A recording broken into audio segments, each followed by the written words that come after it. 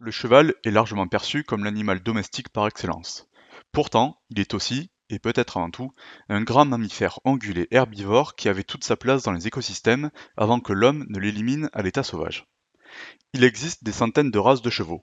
Si certains ont moins d'une centaine d'années, d'autres existent depuis bien plus longtemps, comme le cheval de Przewalski, un cheval sauvage qui était déjà domestiqué il y a 5500 ans. Considéré comme indomptable, il constitue la plus ancienne population de chevaux vivant à l'état sauvage et représente à cet égard un groupe dont la protection est fondamentale. Descendant d'un petit animal forestier, le cheval a considérablement évolué en 60 millions d'années, pour devenir cet animal grand et puissant que nous connaissons aujourd'hui. De la préhistoire à l'ère des loisirs, son histoire est des plus passionnantes. Vous l'aurez compris, le thème de ce bar des sciences est Chevaux d'hier à aujourd'hui, toute une histoire. D'après vous, quelle est la date de domestication du cheval par l'humanité? 5-6 000 ans avant Jésus-Christ à peu près. Je sais pas, 100 avant Jésus-Christ, quelque chose dans le genre. Ok. Genre et encore bien plus vieux, je pense. Avant Jésus-Christ, je pense déjà, donc 2000 ans avant. Selon vous, actuellement, quelle est l'espèce la plus proche du cheval?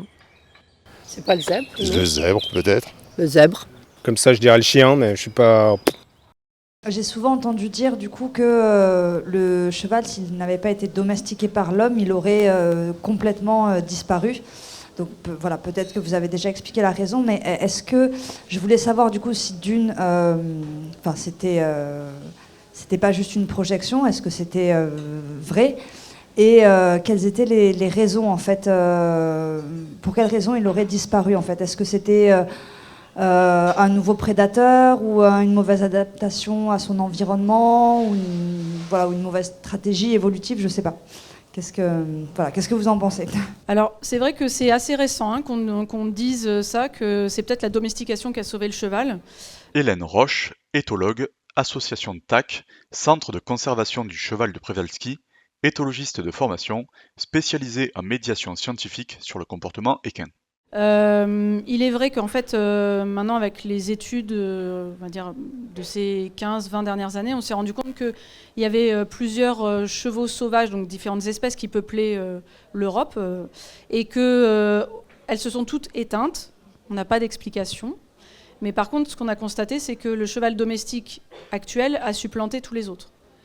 Et donc, le seul qui est subsisté, qui est un peu entre les deux, c'est le cheval de Przewalski, qui, semble-t-il, était quand même sur le déclin quand il a été découvert par les Occidentaux en 1881. Et pour quelles raisons par exemple, le cheval de Przewalski, puis je laisserai mes collègues répondre pour les autres populations équines du passé. Les chevaux de Przewalski, on peut imaginer qu'il y avait une concurrence avec les troupeaux des nomades mongols. Donc troupeaux de chèvres, de moutons, de yaks et de chevaux domestiques.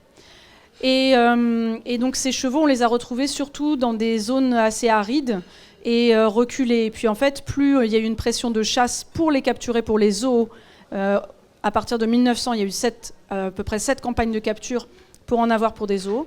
Ils ont été de plus en plus difficiles à trouver et à chaque fois, on les trouvait dans des zones extrêmement reculées.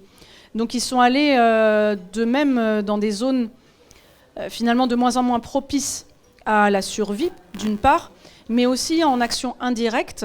Alors il y a eu la chasse pour prélever des poulains, on a tué des chevaux adultes, c'est comme ça que ça s'est fait.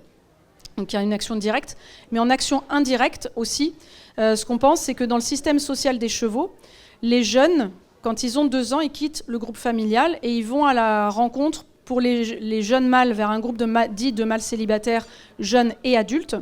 Et ensuite, ils maturent socialement jusqu'à l'âge de 5 ans, puis ils essayent d'acquérir des juments.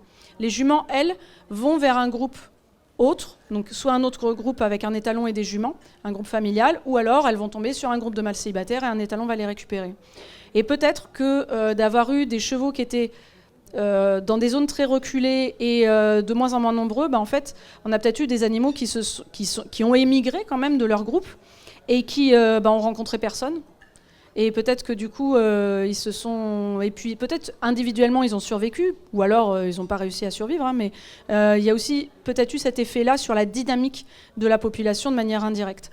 Et après, sur une population affaiblie, dès qu'il y a une maladie, des conditions d'hiver extrêmement rigoureux, c'est compliqué. Mais aujourd'hui, avec des chevaux réintroduits qui pourtant ont vécu en zoo, on se rend compte qu'avec, là vous avez peut-être entendu parler des Tsuds en Mongolie, avec des populations entières d'animaux domestiques décimés. Donc c'est des véritables hécatombes pendant l'hiver, sur aussi bien les chevaux domestiques, les chèvres, les moutons. Les chevaux de Przewalski, sur les sites de réintroduction, eux, ça va bien. C'est vrai qu'au cours de la préhistoire, le cheval, c'était l'espèce parmi les plus représentées. Nicolas Boulbe, paléontologue à l'Institut de paléontologie humaine, Fondation Albert Ier, basé au Centre européen de recherche préhistorique de Tautavel. Je ne sais pas si vous connaissez l'art paléolithique, par exemple. Il suffit de voir les grottes ornées. C'est l'espèce la plus figurée dans les grottes ornées. Et c'était un gibier préférentiel pour les hommes du paléolithique. Pourquoi ? Parce qu'il était adapté, notamment dans les épisodes glaciaires, vraiment à ce développement et à cette vie dans les steppes ouvertes ou les prairies à graminées. Et au cours de la dernière période qui nous concerne, au cours de l'Holocène, vers 12 000 ans, 11 700 ans à peu près, le réchauffement climatique a fait gagner les forêts finalement sur nos territoires et repousser un peu ces zones plus ouvertes, plus stépiques du dernier épisode glaciaire, parce que là actuellement on est dans un contexte interglaciaire comme vous savez. Et donc en fait ces bouleversements un peu climatiques ont entraîné la disparition de certains grands herbivores à la fin du Paléolithique. Et ces grands herbivores qui se sont éteints, certains d'entre eux, vous les connaissez. Il peut y avoir le rhinocéros laineux, par exemple. Le mammouth, on sait qu'il a survécu, par exemple, dans des latitudes relativement hautes. Mais les chevaux ont survécu, mais ils ont été impactés au niveau de la population. Donc, c'est amoindri, vraiment, au cours des derniers millénaires, et qui s'est simplement réparti en petites populations. Et vous savez qu'après, si les échanges génétiques sont moindres entre ces sous-populations, petit à petit, les groupes s'éteignent. Alors en Amérique du Nord, autant en Eurasie, les populations ont subsisté, mais autant en Amérique du Nord, à 12 000 ans, on n'a plus d'équidés, on n'a plus de chevaux. Voilà. Donc c'est après nous qui les avons, c'est l'homme qui les a réintroduits en Amérique du Nord, mais il n'y a plus de chevaux en Amérique à 12 000 ans. Voilà. Du coup, dans le micro-trottoir, on a entendu plein de dates pour la domestication. Quand est-ce qu'elle a eu lieu, la domestication ? Elle a eu lieu, il y a eu plusieurs domestications. Alors, il y a eu la toute première domestication, on pense qu'elle a eu lieu il y a 5500 ans. Pauline Hanot, chercheuse postdoctorale à l'Institut des sciences de l'évolution de Montpellier, Université de Montpellier. Mais en fait, donc c'était ce qu'on pensait être le foyer de domestication du cheval qu'on connaît, du cheval domestique actuel. Et en fait, relativement récemment, ils se sont rendus compte que c'était les ancêtres des chevaux de Przewalski.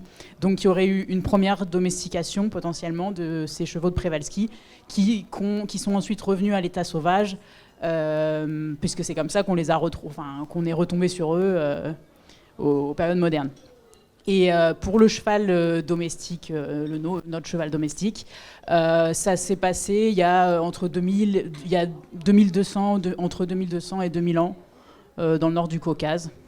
Donc en fait, c'est une des domestications les plus récentes par rapport à toutes les autres espèces domestiques. Parce que le cheval, il a toujours été un peu particulier par rapport aux autres espèces. Parce que il a été d'abord domestiqué potentiellement pour sa viande, mais très rapidement, en réalité, on s'est rendu compte que sa vraie utilité, c'était ses caractéristiques fonctionnelles, locomotrices. Et donc, du coup, c'est dans un second temps que cette démarche-là est arrivée, parce que finalement, pour sa viande, c'était pas forcément rentable d'aller chercher à domestiquer des chevaux, alors qu'on avait d'autres animaux pour ça.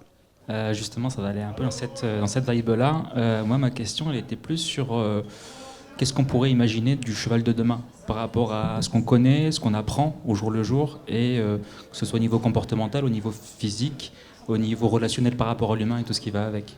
Je suis pas sûre qu'on ait forcément des bonnes nouvelles. Là, ce qu'on voit, c'est qu'il y a un appauvrissement génétique depuis 2 siècles énorme sur notre cheval domestique moderne, donc le seul qu'on ait, parce que en fait, avec la zootechnie du 19e siècle, qui a connu vraiment son essor au 19e siècle, on s'est mis à, en quelque sorte, rentabiliser les étalons.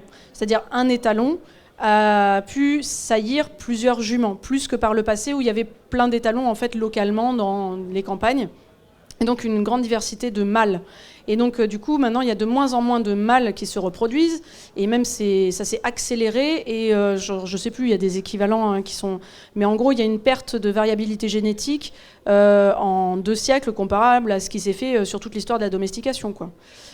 Donc c'est énorme, et on a aussi du coup des maladies génétiques qui émergent avec des races qui sont plus ou moins condamnées à court terme parce que en fait voilà, il n'y a plus la ressource nécessaire pour arriver à sortir de ce mauvais pas. C'est le cas notamment du cheval frison, ce cheval noir à la longue crinière, au grand fanon, d'origine hollandaise. Mais en fait, le patrimoine génétique est très très abîmé. Et donc, voilà, ces chevaux-là, ça paraît compliqué. En France, on a le mulassier poitevin. C'est un cheval de trait. Les effectifs, ils se sont écroulés par le mésusage en fait, de ces chevaux qui étaient croisés avec des ânesses pour avoir... non, c'est l'inverse, des juments de trait mulassière croisés avec des baudets du Poitou pour avoir des mules. Et avec l'inutilité de nos jours des mules, du coup, ces chevaux, les effectifs, je ne sais pas si les naissances, c'est moins de 20 naissances par an en France. Et de toute façon, c'est qu'en France qu'il y en a. Donc cette race, c'est pareil, elle est condamnée. On a comme ça des races qui étaient liées à des usages locaux, et avec la gestion qu'on en a faite, voilà, il y en a qui disparaissent. Donc il y a des maladies, et sur le plan comportemental, donc je discutais avec des éleveurs, je vous disais, qui étaient victimes de la prédation du loup. On a peut-être aussi sélectionné des animaux qui sont plus très adaptés à certaines situations, où on a trop sélectionné, sans s'en rendre compte aussi, des chevaux de sport, sur des caractéristiques sportives, pour le coup, ça on a vraiment réussi. Ils sautent plus haut, plus gros, plus vite, c'est assez phénoménal. Mais on a des cavaliers qui commencent par exemple, parce que là on peut parler de coévolution, des cavaliers qui ont des gros problèmes, eux, de dos, parce que ils sont sur des animaux extrêmement puissants, et que ils vont se faire des torticolis en sautant des obstacles, les cavaliers, alors qu'avant ça n'existait pas, parce que les chevaux n'avaient pas ces puissances-là de déplacement, cette puissance locomotrice, ou les cavaliers de dressage, qui eux sont assis dans leur selle, et c'est pareil, les chevaux ont tellement de rebonds dans leurs allures, parce que c'est ce qu'on a sélectionné, que les cavaliers, ils ont les dos complètement flingués beaucoup plus tôt qu'avant. Mais des chevaux qui sont, voilà, on trouve que c'est génial, mais presque, on leur met une selle, c'est pas qu'ils sont dressés, parce qu'il y a un travail à faire, mais ils ont spontanément des allures extrêmement, c'est ce qu'on recherche, et on va dans des extrêmes, quoi. Donc on a peut-être aussi des... Et sur le plan comportemental, on regarde pas du tout si ces animaux, ils vivent bien en groupe, par exemple, ce qui fait partie normalement de leur répertoire. Puis après, on se retrouve avec des animaux qui ont des aberrations au-delà des modes d'élevage, mais peut-être dans la sélection, on oublie un petit peu les caractéristiques cognitives de l'espèce liées à son milieu, quoi. Donc voilà pour petite note pas très gaie. On espère que cette vidéo du Bar des Sciences vous a plu, et nous vous invitons à nous rejoindre à la médiathèque Émile Zola, jeudi 13 juin à 19h, pour assister au prochain et dernier Bar des Sciences de cette saison, qui aura pour thème Biodiversité, la migration des populations animales et végétales depuis l'aube des temps.